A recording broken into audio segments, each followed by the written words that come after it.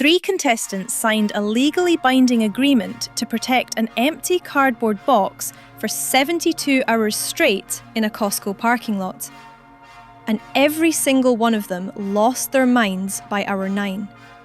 Here is what happened. We told them the box contained something worth more than a house. We told them nothing else. The box was empty, completely empty.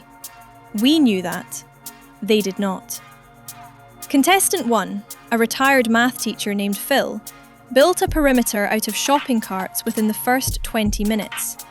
He referred to the box as the asset and refused to make eye contact with anyone who got within 6 feet.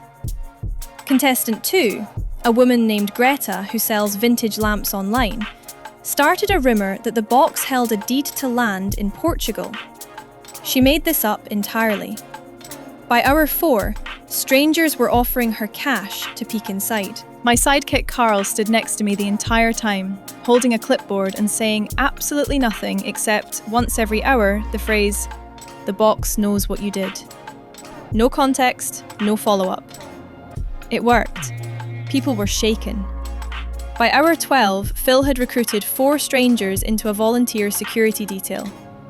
Greta was charging people $3 to stand near the box. Contestant 3, a guy named Dustin who barely spoke, simply sat on the box and stared forward like a man who had already seen the future and found it disappointing. Hour 30. A local news crew showed up because someone called in a tip about a hostage situation.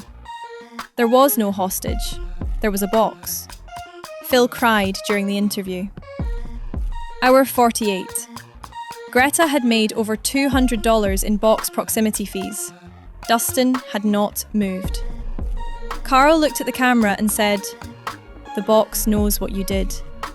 And a woman in the crowd actually left. Hour 60. We told them the truth. The box was empty. It was always empty.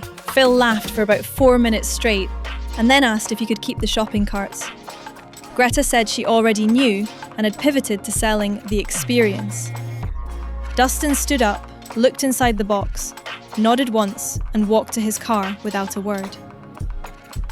Here is the part nobody expected. We gave each of them $10,000 anyway. Not for winning, not for protecting the box, for proving that people will build entire civilizations around something they have never even verified exists. Phil used his money to start a shopping cart rental business in the same parking lot. It is somehow profitable. Greta launched a membership site called Box Proximity Club. Dustin sent us a thank you card 3 weeks later that just said, "I knew." Carl still has the clipboard. He has never explained what is on it.